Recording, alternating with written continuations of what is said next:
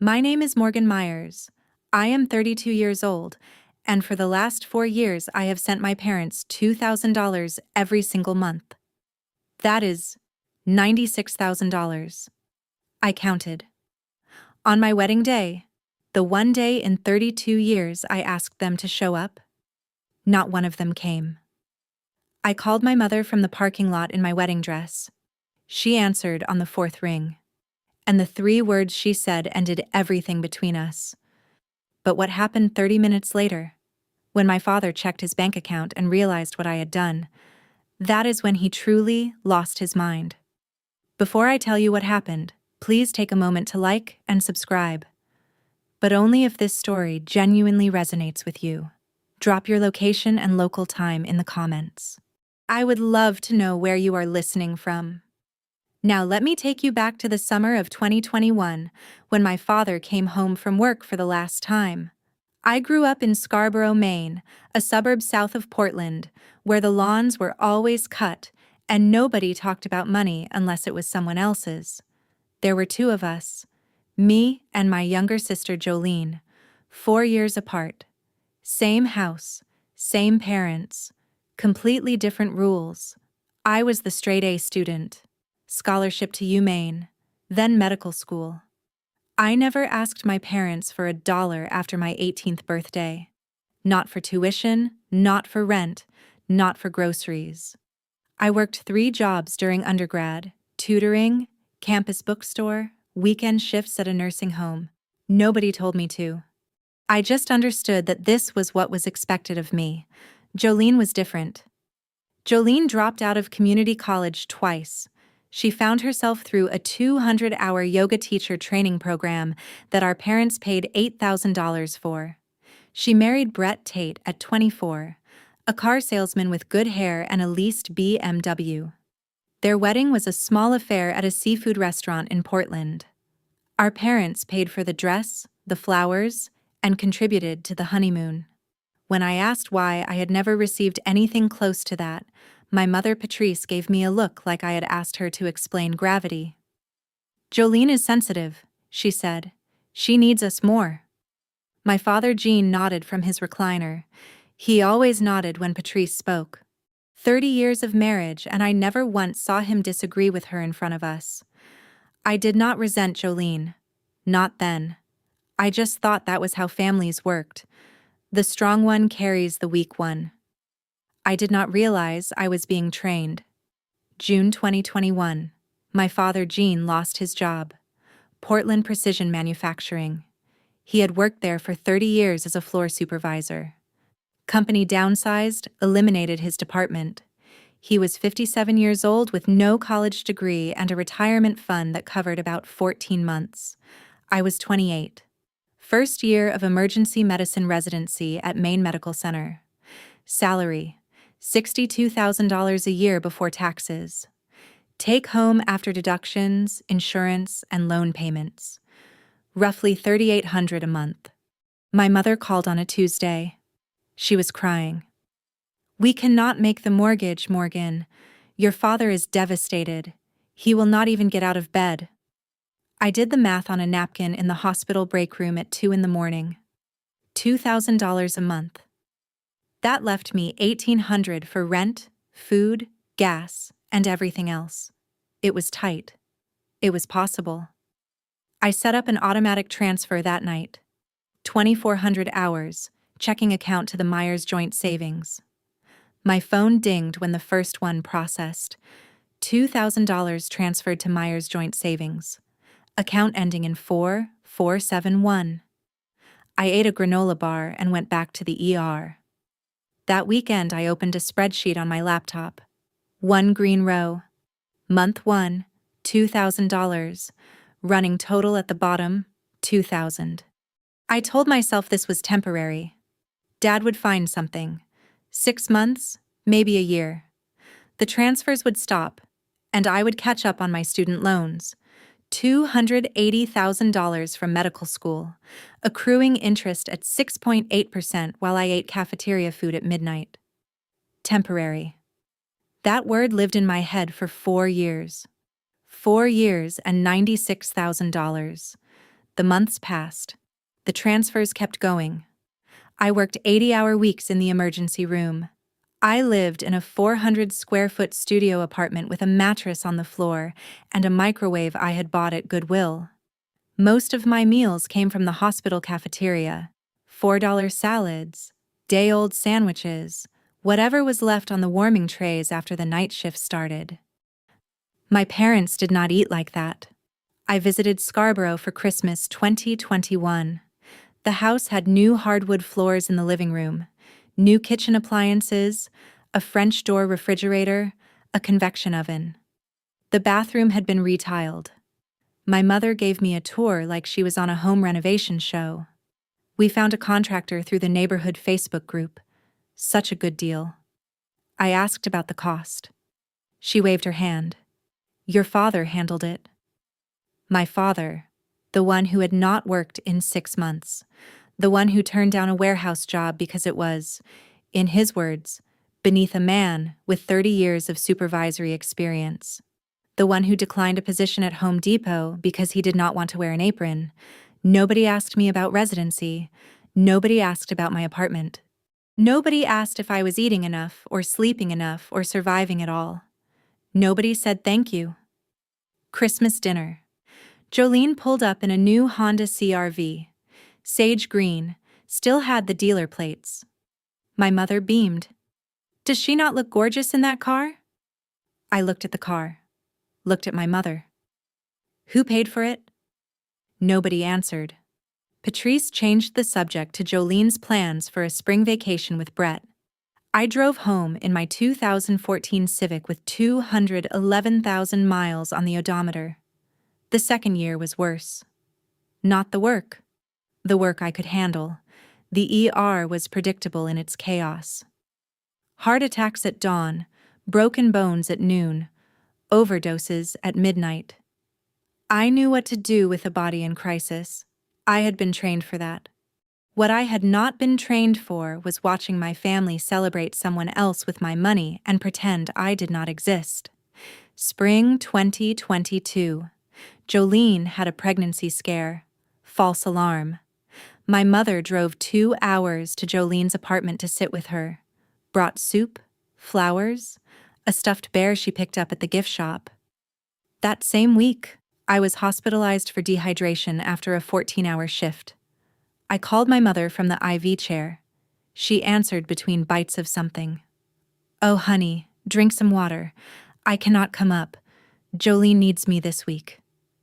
Jolene, whose scare was already over, whose tests came back negative 3 days ago. That September, Jolene had her actual wedding. Small ceremony at a restaurant on the waterfront.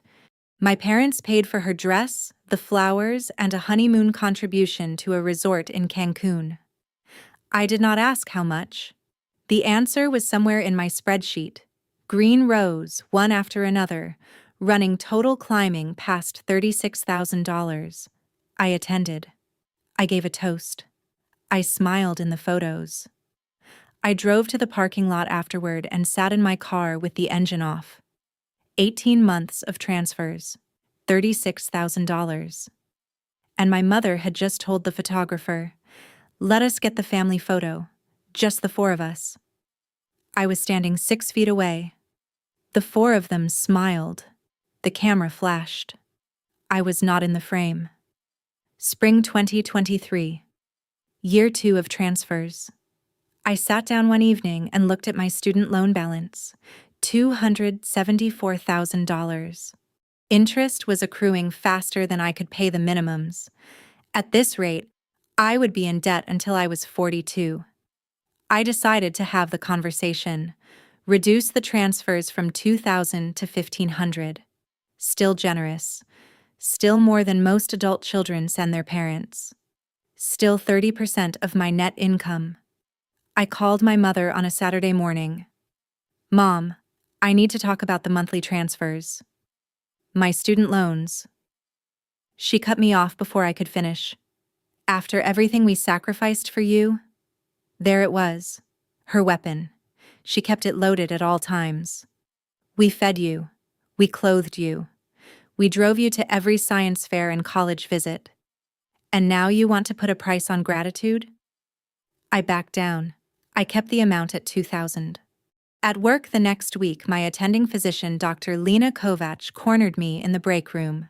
Lena was 38, direct, and the only person at the hospital who noticed when I picked up extra shifts. You look like you have not slept in a year. That is not dedication. That is something else. I told her I was fine. She did not believe me. She also did not push. Lena was smart like that. 3 days after the guilt trip phone call, I opened Instagram. My mother had posted a photo from a weekend trip to Cape Cod. Lobster dinner, ocean view. Caption, blessed life, grateful heart. Blessed. With my $2,000 funding the lobster. I closed the app and went back to the ER. Garrett Holt walked into the hospital in July 2023, carrying a toolbox and wearing steel-toed boots. His contracting company had won the bid to rewire the third-floor electrical system. 4-person crew, 6-week project. Licensed master electrician, 33 years old, from Lewiston. He drove a 2016 Ford F-150 with a dent in the tailgate and a bumper sticker that read, Local 567. We met in the cafeteria. He had brought his own lunch, a roast beef sandwich, an apple, a thermos of coffee. He sat down across from me while I ate the same wilted Caesar salad I had been eating for 2 years. You work here? He asked. Resident, emergency medicine. And you eat that every day? Most days. He pushed half his sandwich across the table. My mom made extra. That was how it started. Coffee in the parking lot after my shifts. Texts between his rewiring jobs and my traumas. He was steady in a way I had forgotten people could be. No performance, no agenda. Just a man who showed up and said what he meant. It took me 3 months to tell him about the $2,000. We were sitting in his truck in the hospital parking lot. October, the heater running. I said it fast, like pulling off a bandage. I send my parents $2,000 a month. They depend on it. My dad lost his job 2 years ago, and they cannot make ends meet. Garrett was quiet for a long time. He did the math the same way I had done it, on his fingers, in his head, the way people do when the number is too large to process casually. Morgan, that is 30% of your salary. They need it. Do they? Nobody had ever said those 2 words to me, and I felt the ground shift under everything I had built my silence on. Thanksgiving 2023. I brought Garrett home to Scarborough for the first time. My mother opened the door and looked him up and down the way a jeweler examines a stone she already knows is fake. So, Garrett, what exactly is it that you do? I am a licensed electrician. I own a small contracting company in the Portland area. Patrice smiled, the kind of smile that has teeth but no warmth. An electrician. Well, that is good honest work. My father Gene shook his hand without standing up from the couch. Does the business do well? We stay busy. Jolene, 7 months pregnant by then, leaned against the kitchen counter. Does he have benefits? Health insurance? This from a woman who had never in her life held a job with employer-provided insurance. Garrett handled all of it with a patience I envied. He talked about his crew, his certifications, his plans to expand into solar panel installation. He answered every question without flinching, without performing, without trying to impress anyone who had already decided not to be impressed. After dinner, I went to the kitchen to get water. The hallway was dark, and my parents did not know I was there. Patrice's voice. An electrician. Our daughter, the doctor, is marrying an electrician. At least Jolene married a sales manager. And then Gene, my father, the man whose mortgage I paid every month, said something I will never forget. As long as the checks keep coming, who cares who she marries? I stood in that hallway for a long time, my hand on the glass, my feet on the hardwood floor I had paid for. As long as the checks keep coming. Like I was a subscription service, like love had a billing cycle. February 2024. Garrett proposed on the hospital rooftop after my Saturday overnight shift. No ring box. He had the ring in his jacket pocket, loose, because he said he did not want me to see a box and figure it out before he could ask.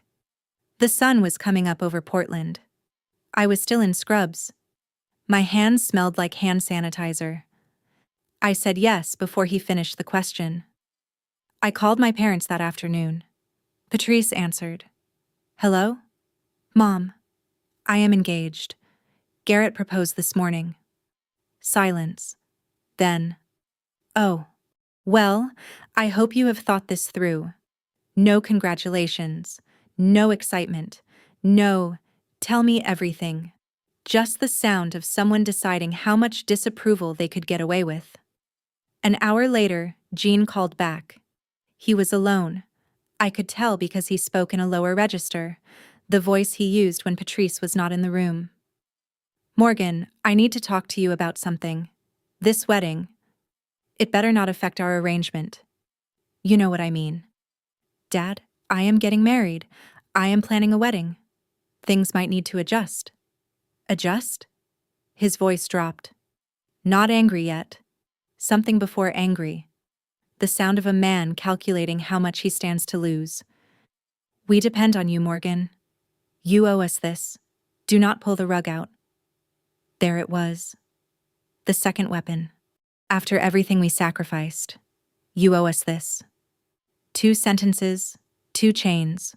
1 for guilt, 1 for obligation. I hung up and sat on the couch with Garrett. I told him what Gene said. Every word. Garrett looked at me. Morgan, you do not owe them your life. I knew he was right. I also knew that knowing and doing are 2 completely different things. Right now, I am sitting in my apartment, engaged to the man I love, and my father just told me I owe him my paycheck. If you have ever been in a position where your family treated your generosity like a bill, like something they were owed, then you understand why my hands were shaking. Stay with me. Because what I found out next changed everything. March through May 2024. Garrett and I planned a modest wedding. We found a barn venue in Kennebunkport. White clapboard, string lights, a view of the river through 100-year-old windows. Capacity for 85 guests. October 19th, a Saturday. Total budget, $28,000. Garrett's savings and my tax refund. No family money, no parental contribution. Every dollar earned and accounted for. I invited my mother to help me choose a dress. She had one answer for everything that spring. I am busy. Jolene's nursery needs painting. Jolene's nursery, Jolene's registry, Jolene's prenatal appointments. My sister had become a full-time occupation for my mother, one that conveniently left no hours available for my wedding. I sent save-the-date cards to everyone. My parents received theirs in mid-April. No response for 2 weeks. Then a text from Patrice. October is difficult. Jolene is due in November. I need to be available. October. 5 months before November. But somehow October was difficult. My phone dinged that same evening. The automatic transfer. $2,000 transferred to Myers Joint Savings. Account ending in 4471. Month 36. Running total on my spreadsheet. $72,000. I stared at the notification on my phone, the way you stare at a receipt for something you no longer want but cannot return. $72,000. My mother could not find one weekend in 5 months for my wedding. But she had time for Jolene's nursery, Jolene's doctor visits, Jolene's everything. I put my phone down and picked up the guest list. 85 names. I started addressing envelopes at the kitchen table while Garrett heated up leftover pasta. This was my wedding. Mine and Garrett's. And the people who wanted to be there would be there. July 2024. Jolene's baby shower. My mother organized it the way generals organize campaigns. Rented venue at a hotel in South Portland. Catered. 40 guests. Pink balloon arch. A 3-tier cake with baby girl Tate written in fondant script. I drove 2 hours to attend. I brought a gift.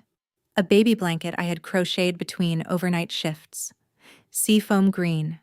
Took me 3 weeks of stolen minutes in the break room, hooking yarn under fluorescent lights while monitors beeped behind me. At the shower, my mother stood in front of the room and gave a speech. She was radiant, voice steady, eyes shining, the performance of a lifetime. "Jolene, you are the light of this family. Becoming a mother is the most important thing a woman can do." I sat in the corner. Nobody mentioned my upcoming wedding. Nobody asked about the venue, the dress, the date. I was 31 years old, an emergency medicine physician, and I was invisible. Jolene opened gifts. She got to mine, held up the blanket, turned it over once. "Oh, cute. Did you make this?" She set it on the pile and reached for the next box. After the party, I helped clean up, stacking chairs, folding tablecloths, collecting paper plates. My mother pulled me aside near the dessert table. "Morgan, the 2,000, can you do 2,500 this month? The shower cost more than we expected." "I am paying for my own wedding, Mom. I cannot increase." She tilted her head. That look.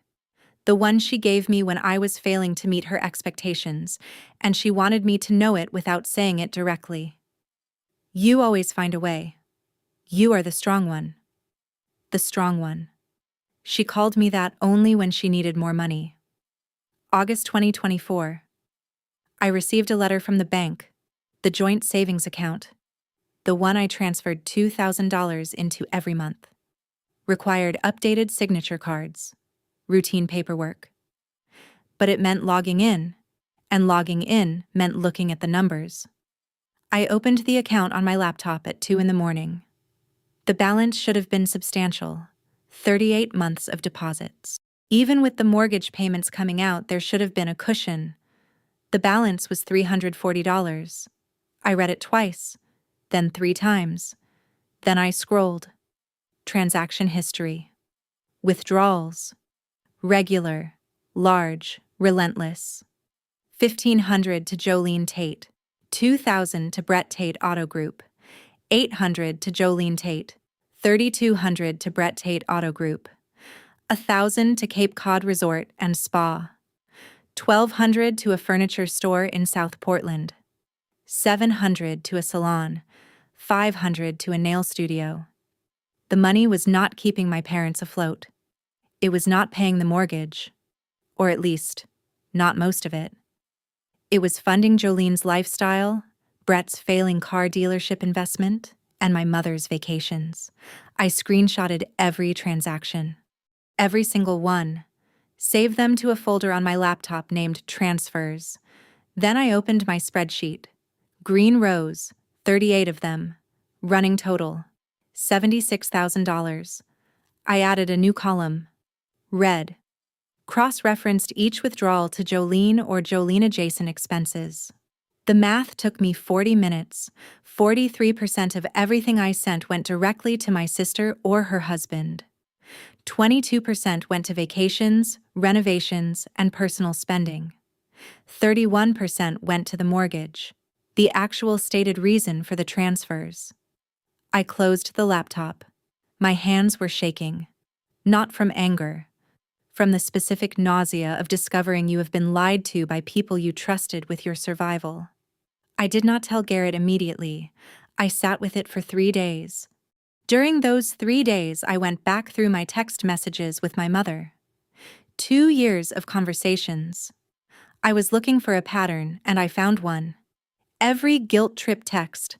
"I am so stressed about bills. Your father cannot sleep. We just do not know how we will manage," arrived within 48 hours of a large withdrawal from the joint account. Mom texting, "We are barely making it," on a Monday.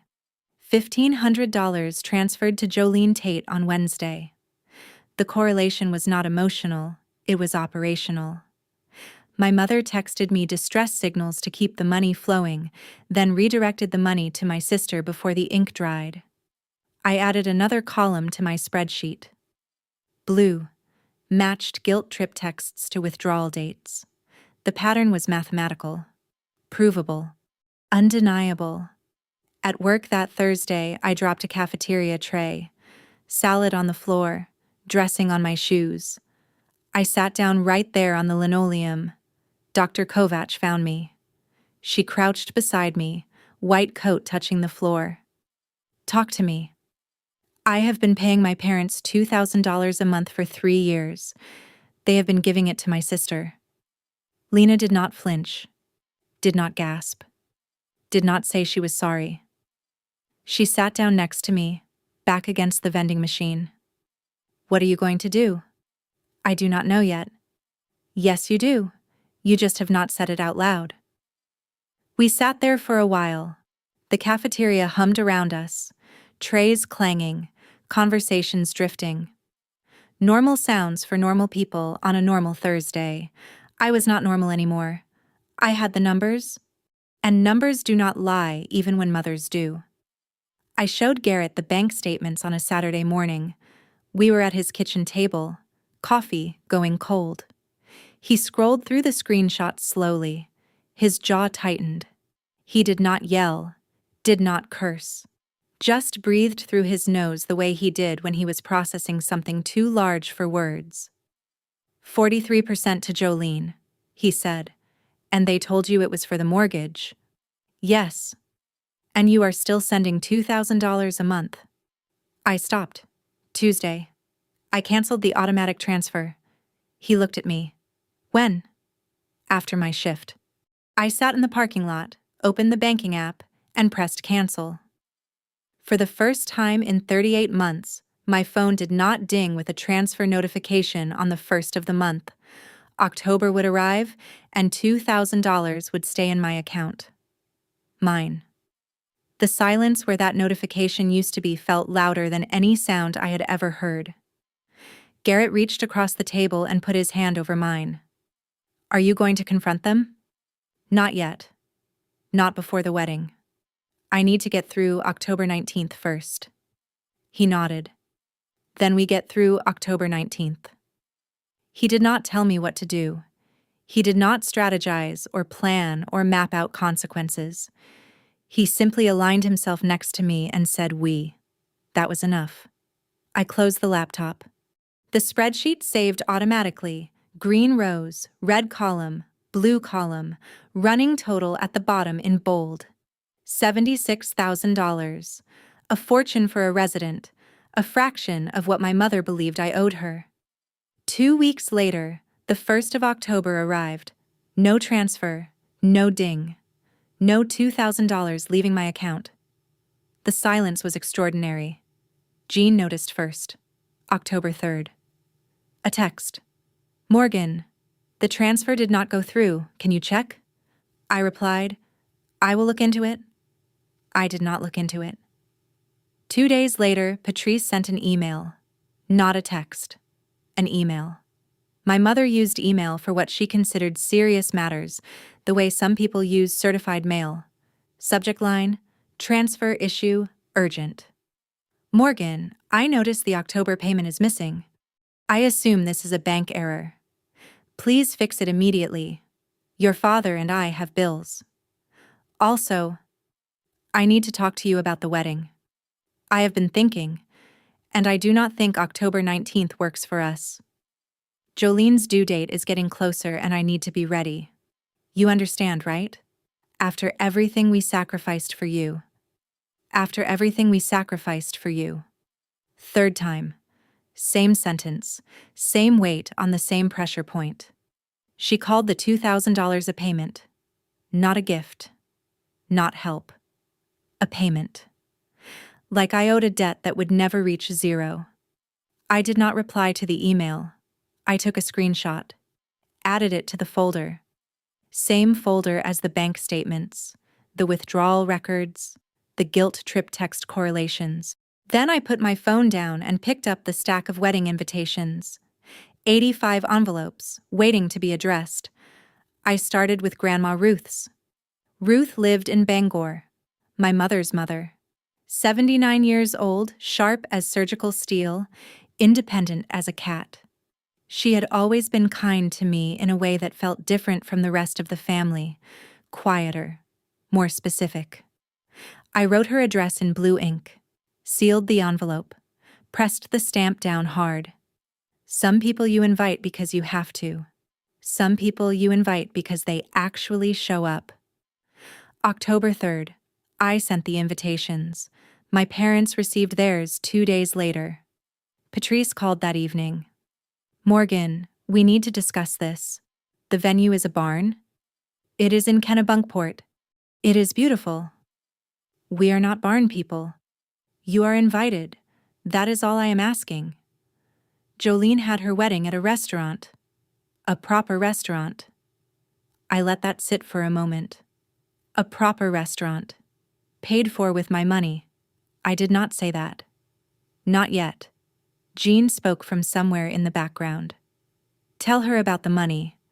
Patrice lowered her voice. "Morgan, the October transfer. And now a wedding we did not approve of. What is happening?" "You are invited to my wedding. That is what is happening." She hung up without responding. No RSVP came back. Not that week. Not the next. I called Grandma Ruth.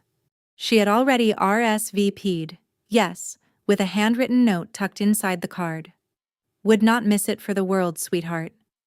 Garrett's mother, Doris, a retired cafeteria worker from Lewiston, who raised Garrett alone after his father left when Garrett was 6, RSVP'd the same day she received the invitation. She called to ask if she could bring her apple pie and whether the barn had a kitchen she could use. 85 invitations. Within 2 weeks, 63 had RSVP'd yes.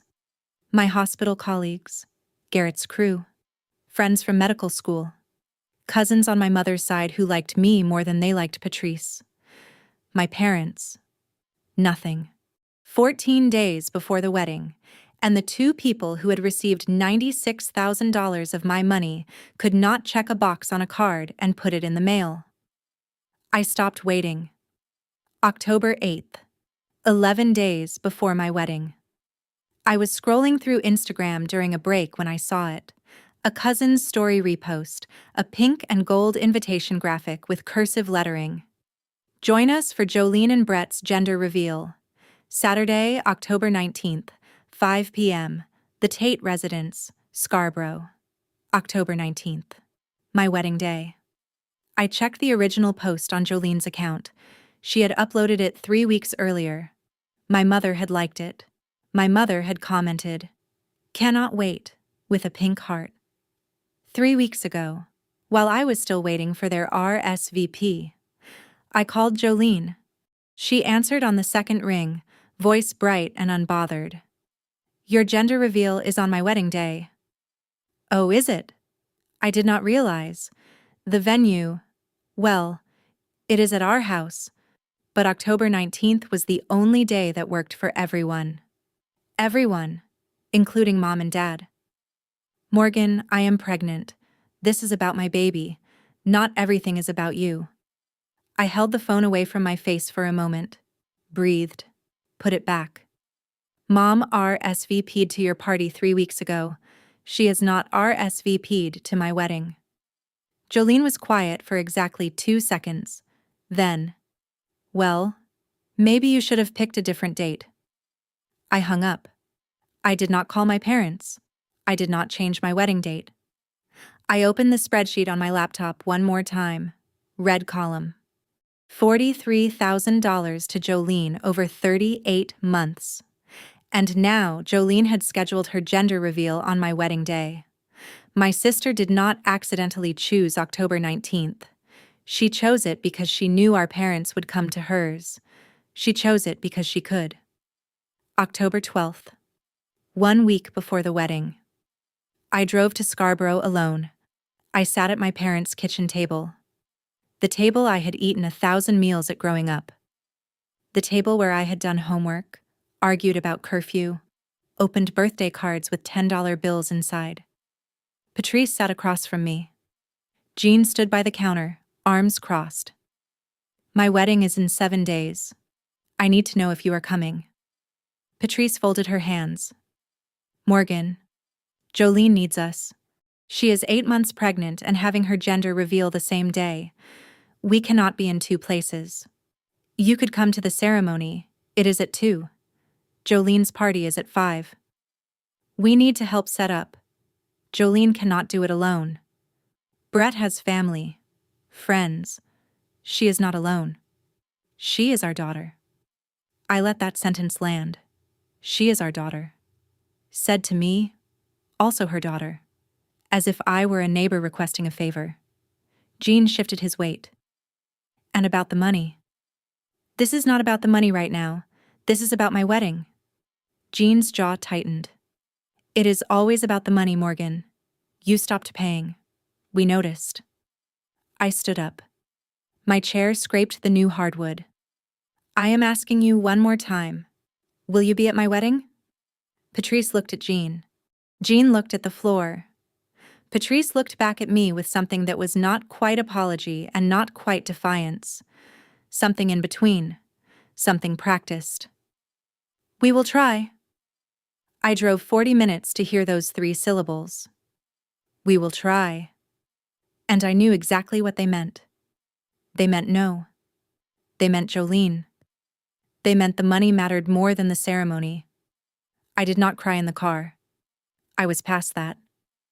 The last week before the wedding moved in 2 speeds. Fast at the hospital, slow at home.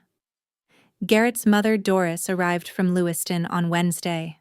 She brought the apple pie, 3 casseroles, a garment bag with her church dress, and a hug that lasted 11 seconds. I counted because I had forgotten what it felt like to be held by a mother figure without conditions attached. My son chose well, she said. I am proud of you both. Grandma Ruth called every evening. I am bringing my rolls and a surprise. You will love it. My parents, nothing. No call, no text, no RSVP card arriving in a last-minute rush of conscience. My college friend Sadie came down from Boston for the dress fitting.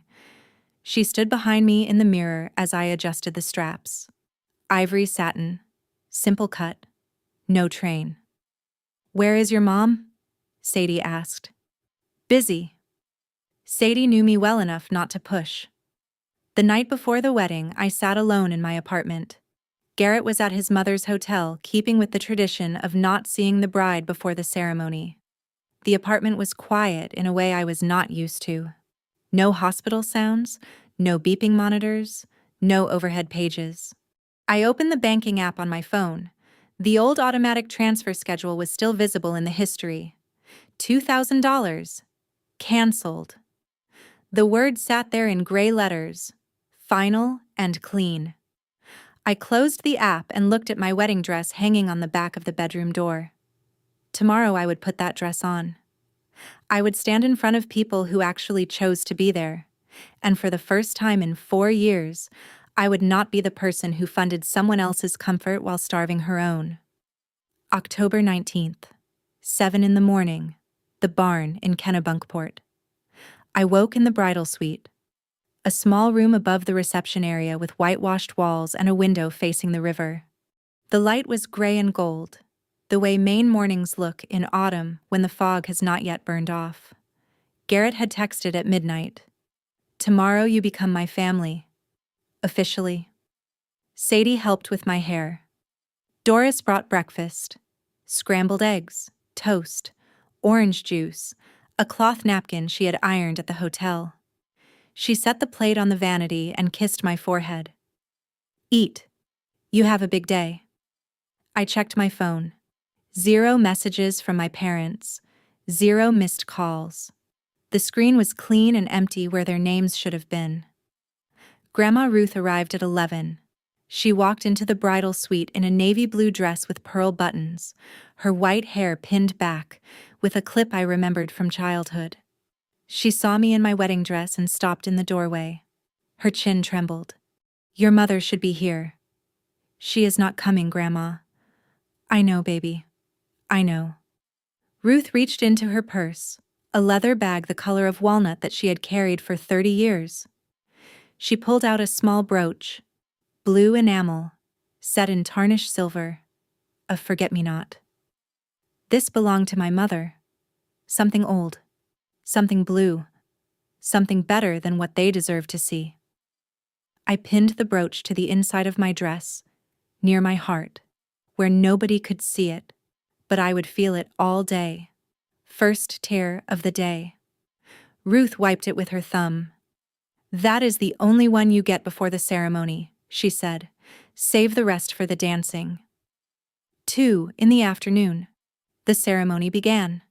78 of 85 guests were present. My side of the aisle, Grandma Ruth in the front row, 3 cousins, 8 colleagues from the hospital, Sadie, and a handful of friends from medical school.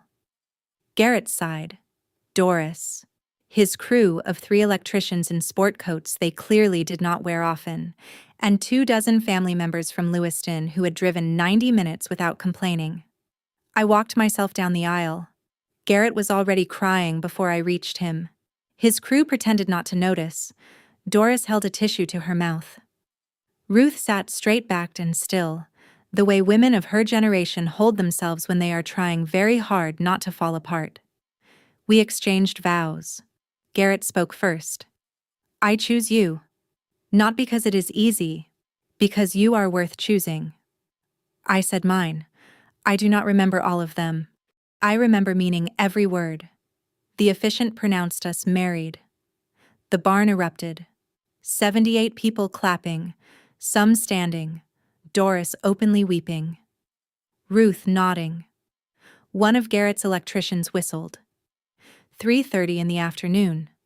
Between the ceremony and the reception, guests were moving to the cocktail area. I stepped outside to the parking lot. Alone. I called my mother. 4 rings. She answered. "What?" "I just got married, Mom. We are at Jolene's. The reveal was beautiful. Pink. It is a girl. I just got married." Pause. Then 3 words. "Don't bother us." The line went dead. I stood in the October air holding my phone, the brooch pressed against my chest through the satin. Somewhere inside the barn, my husband was pouring champagne for 78 people who chose to be here. My mother chose a balloon pop in Scarborough. I stood in the parking lot for 4 minutes. I know because the phone screen had the time on it, and I watched it change twice. I was not crying. Something harder than crying. Something quieter. The kind of stillness that comes when a decision has already been made, and your body is just waiting for your hands to catch up. I opened the banking app, joint savings account with parents. Balance, $340. I submitted a request to remove myself as co-owner. The confirmation screen said processing would take 24 hours. I went to my personal checking account. Changed my direct deposit details, removed the secondary routing to Gene's personal account. $200 a month I had set up for his gas and groceries. Cancelled. I scrolled to transaction history. Found the old automatic transfer. $2,000 to Myers Joint Savings. Cancelled since September. Good. Still cancelled. Permanently. Total financial severance, completed in 4 minutes and 12 seconds. Standing in a gravel parking lot in Kennebunkport, Maine, in my wedding dress, with my grandmother's brooch against my heart. I put the phone in my clutch, walked back inside. The barn was warm and loud with music and conversation and the clinking of glasses. Garrett saw my face. He crossed the room. "What happened?" "I will tell you tonight. Right now, I need to dance at my wedding." He took my hand and we walked to the floor. The band played something slow. I put my head on his shoulder. He held me like I was something worth holding. Somewhere in Scarborough, my father's phone buzzed. Bank notification. Alert. Co-owner removed from account ending in 4471. He would see it soon, but not yet. First, I was going to dance. It took Gene 30 minutes. He was at Jolene's gender reveal party when his phone buzzed in his pocket. He had been holding a paper plate with a slice of pink cake when he looked at the screen. First notification, co-owner removed from joint savings. Second notification, secondary transfer canceled. He excused himself from the living room, walked to the driveway, dialed my number. Straight to voicemail. My phone was in my clutch, on silent, on a table inside the barn where 78 people were eating dinner and toasting my marriage. He called 7 times. Each call went to the same place. Then the text started. Call me now. Morgan, what did you do? This is not funny. You cannot just cut us off. He drove to the nearest ATM, tried to withdraw from the savings account. His card still worked. Balance, $340. He stared at the screen, then drove back to Jolene's house. He walked inside. My mother was refilling a punch bowl. She saw his face. What is wrong? Jean's voice was loud enough for the room to hear. She shut everything down. Your daughter shut everything down. Patrice set the ladle down. Keep your voice down. We have $300, Patrice. $300. Jolene stood near the dessert table, a pink balloon still tied to her wrist. What are you talking about? Silence. Nobody explained, because explaining would mean admitting where the money had been coming from, admitting that their daughter, the doctor, had been funding their life for 4 years, admitting that they chose Jolene's balloon pop over Morgan's wedding. They could not explain it without condemning themselves. So they stood there, in a room full of pink, and said nothing. Our wedding night. A bed and breakfast in Kennebunkport, 3 miles from the barn. White sheets, fireplace, a window overlooking a garden going dormant for winter. I checked my phone after Garrett fell asleep. 14 missed calls, 9 voicemails. Jean, voicemail 1. Morgan, call me back. There has been a mistake. Jean, voicemail 3. This is not acceptable. We had an agreement. Jean, voicemail 4. You owe us this. You cannot just stop. His voice cracking on the word stop. Jean, voicemail 7. Late. Slurred. Something rattling in the background. You will come crawling back. You always do. Patrice, text at 11 at night. Morgan, I do not know what has gotten into you. I hope you are happy ruining your father's health. Patrice, text at 11:47. Fine. Do not respond. But when you need us, and you will, remember this night. I read them all. Every word. I did not play them on speaker. I held the phone close to my face in the dark room while my husband breathed beside me. I screenshotted every message, added them to the folder on my phone, the same folder as the bank statements, the withdrawal records, the guilt trip text correlations, the email about the transfer issue. Then I typed one text. To both of them. I got married yesterday. You were not there. The money stopped. These are related. I hit send, put the phone in the nightstand drawer, closed it. Garrett shifted in his sleep. The fireplace crackled. Outside, the ocean made the sound it always makes. Steady, indifferent, ongoing. I lay back and listened. For the first time in 4 years, there was nothing I owed anyone. I have just read 14 missed calls and 9 voicemails from parents who could not be bothered to attend my wedding, but who noticed the missing money within 30 minutes. If you have ever been loved only for what you provide, you know exactly how this feels. Stay with me. Because Thanksgiving is coming. And so are the bank statements. November came in cold and gray, the way it always does in Maine. I went back to work. Year 4. Chief resident. For the first time in 38 months, my paycheck arrived, and $2,000 stayed where it was. I redirected that money to my student loan. The first extra payment hit the balance like a stone dropped into still water. $2,000 of principal, gone. The math felt different now. Lighter. At this rate, the debt would be paid by 37 instead of 42. Jolene had her baby the second week of November. A girl, named Lily. I sent a gift through Amazon, a set of organic cotton onesies. I did not visit. Patrice left a voicemail. Her voice had the quality of someone rehearsing outrage. Your niece was born and you cannot even visit. What kind of person are you? I saved the voicemail, did not return the call. Jean, meanwhile, had started selling things on Facebook Marketplace. A cousin sent me a screenshot. The new kitchen appliances, the patio furniture, the convection oven. Items my money had paid for, now listed at garage sale prices. Grandma Ruth called the Sunday before Thanksgiving. Are you coming?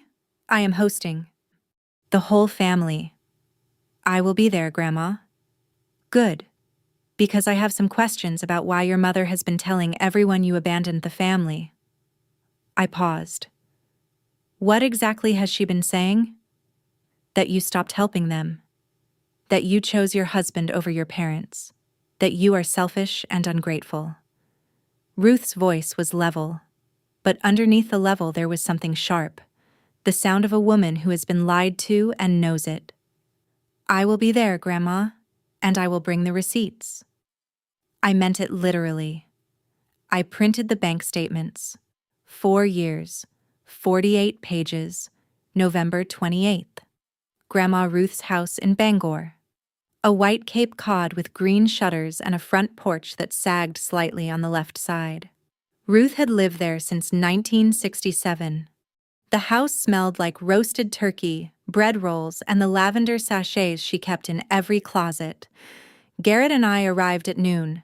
The manila envelope was in my bag. 48 pages, 4 years. Every transaction highlighted in yellow. Patrice was already there. She saw me in the doorway and did not hug me. She turned to Aunt Linda with a performance smile and said, "Oh look, the prodigal daughter decided to show up." Jean sat in Ruth's armchair by the window. He would not make eye contact with me. He looked thinner than he had in October. Older. The kind of aging that happens when comfort disappears and reality shows up in its place.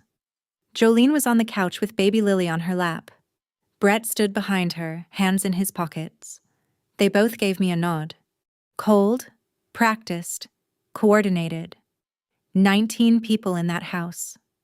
Aunt Linda and Uncle Paul. Cousins Marcus, Diane, and Rachel. Ruth's neighbor Helen, who had been coming to Thanksgiving for 20 years. 2 more cousins from Lewiston. Some of them had heard Patrice's version of events. Morgan abandoned us. Morgan stopped supporting us. Morgan married beneath her and turned her back on family.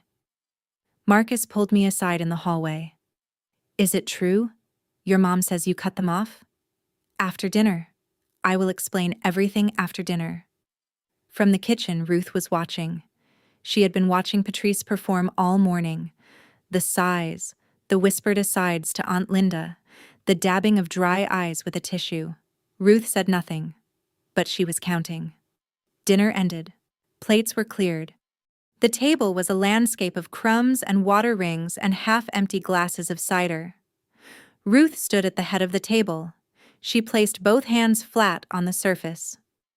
Before dessert, I think we need to address what has been going on in this family. Patrice was ready. She had been rehearsing this performance for weeks. I could see it in the way she straightened her back and found her voice. Mom, if this is about Morgan, I do not want to make a scene, but yes, my own daughter has abandoned us. After everything we sacrificed. Mom, stop. The room went still. 19 people stopped moving. A fork clinked against a plate somewhere, and then even that stopped.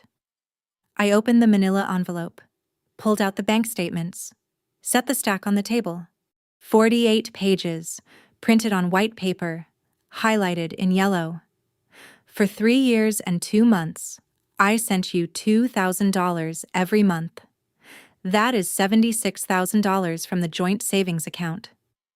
plus $12,000 through the secondary transfer to Dad's personal account. $88,000 total. I opened the spreadsheet printout. Green column, payments. Red column, withdrawals. 43% of the money I sent went directly to Jolene or to Brett's car dealership. Another 22% went to vacations, renovations, a Cape Cod spa trip, and personal spending. I pointed to a row highlighted in orange. The mortgage, the reason I started sending money in the first place, accounted for 31%. 19 people at the table. Nobody spoke. Uncle Paul put on his reading glasses and pulled a page toward him. Aunt Linda leaned over his shoulder. Patrice's voice came out sharp and thin. "Those are private family finances. You have no right. They are my bank statements. My name was on the account. My money." Jean stood up from his chair. "You ungrateful—" Ruth did not raise her voice. "Jean, sit down." Jean sat. Ruth was 79 years old and 4 feet 11 inches tall, and Jean sat down without finishing his sentence. I looked at my mother. My voice did not change pitch, did not waver. "On October 19th, my wedding day, I called you. Mom, you said 3 words. Don't bother us. You were at Jolene's gender reveal party. The one she scheduled on the same day as my wedding. I am not asking for the money back. I am not suing anyone. I am telling this family the truth.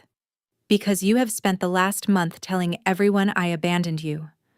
I did not abandon you. I stopped paying for the privilege of being ignored." The room was silent. The kind of silence that has weight. Aunt Linda spoke first. Her voice was careful, the way people sound when they are trying very hard to be fair. "Patrice, is this true? $88,000? My mother's eyes moved around the room, searching for an ally, a soft face, someone who would take her side. She found none. "It is complicated. Morgan does not understand." Ruth cut her off. "What does she not understand?" I am looking at the numbers. They add up. Cousin Marcus had the bank statements now.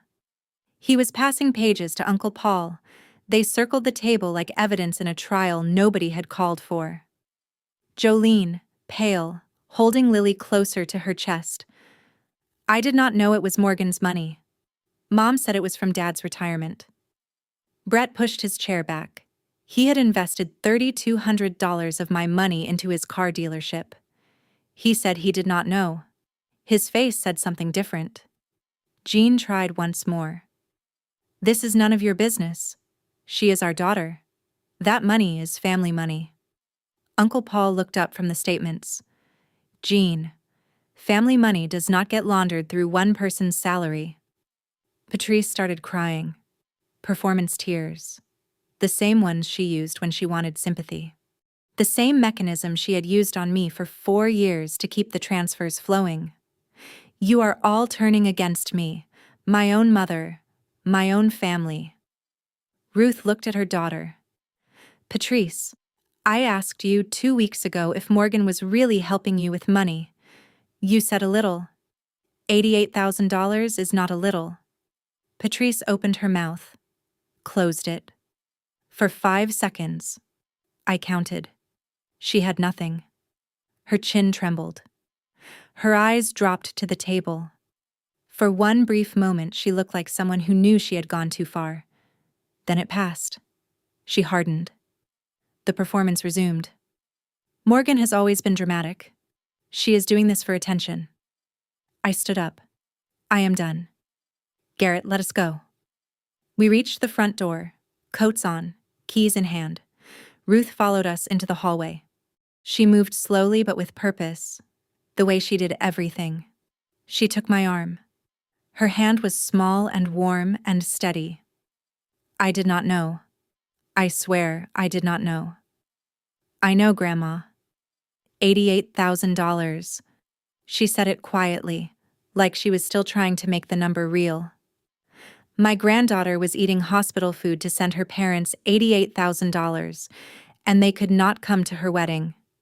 She reached for her left hand, pulled off her wedding ring, a thin gold band, worn smooth by 57 years of wear. 1967. Her husband had worked 3 jobs to buy it. She pressed it into my palm. Her fingers closed over mine.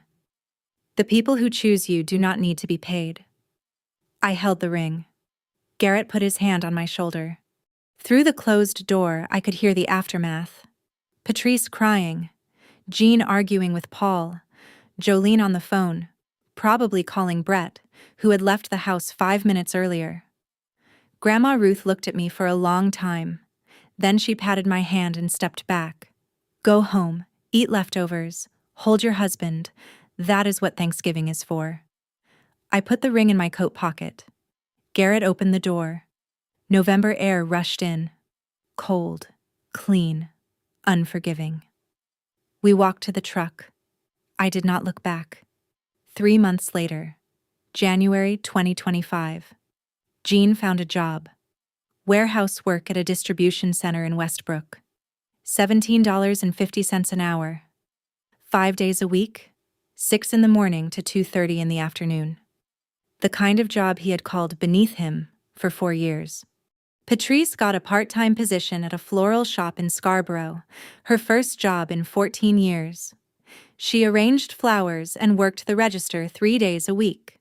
She did not post about it on social media. The blessed life, grateful heart captions disappeared. Jolene and Brett sold the Honda CR-V, replaced it with a used Corolla, 6 years old, 90,000 miles. Brett's dealership investment collapsed the same month. Turns out $3,200 was not enough to prop up a failing franchise. The investor group pulled out. Brett went back to selling cars for someone else. Extended family. 11 of the 19 people at Thanksgiving reached out to me. Texts, calls, a few handwritten cards. Most said some version of the same thing. We did not know. We should have asked. Aunt Linda sent flowers to the hospital with a note. Your mother told us you were ungrateful. She was wrong. Cousin Marcus set up a group text with me, Rachel, and Diane. He named it Family That Actually Talks. We texted every few days, recipes, news articles, photos of nothing important. The small currency of people who stay in touch because they want to. Grandma Ruth called every Sunday afternoon. She had started telling me stories about her own mother, a woman who raised 5 children in a farmhouse outside Bangor.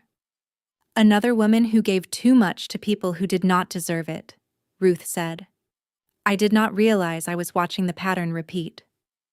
When people ask me if I have forgiven my parents, I say the same thing every time. When they are ready to have a conversation, a real conversation, not a performance, I will listen. The door is not locked. It is closed. And the difference matters. Patrice has not called since Thanksgiving. Not once. Ruth says she is still telling a version of the story where she is the victim, and I am the ungrateful daughter who turned her back on family. But the audience has thinned. Fewer people believe it now. Jean called once, early December. His voice was different, smaller, stripped of the authority he used to borrow from Patrice. He said 4 words. I got a job. I said 1 word. Good. That was the whole conversation. 11 seconds. The shortest call we have ever had. But something in it was different. Not an apology, not a request. Just a fact, delivered to the one person who would understand what it meant. Jolene sent a photo of baby Lily in late January, a text with no caption, just the image. Round cheeks, dark hair, wrapped in a blanket I did not recognize. Not the one I had crocheted. Underneath, she has your eyes. I saved the photo. I did not respond. My spreadsheet is closed now. Green rows, red column, blue column. Final total at the bottom, $88,000. I filed it in a folder on my laptop and have not opened it since November. What I open now is my student loan balance, down $6,000 since October. At this rate, $2,000 extra per month, I will be debt-free by 37 instead of 42. Garrett and I eat dinner at our kitchen table most nights. Real food. Meals we cook together. No cafeteria tray, no midnight granola bars. Ruth's gold ring sits in a small wooden box on my nightstand. I do not wear it, but I see it every morning when I reach for my phone. I spent 4 years trying to buy my way into my own family, $88,000. And the answer was always the same: not enough. The people who love you do not keep a running tab. And the people who keep a running tab were never loving you. They were billing you. My phone does not ding on the first of the month anymore. The silence is the most expensive thing I have ever earned. That is my story. $88,000. 3 words on a wedding day. And a grandmother's gold ring that taught me what family actually costs. If you know someone who needs to hear this, share this video. Thank you for being here. Drop a comment, hit subscribe, and I will see you in the next one.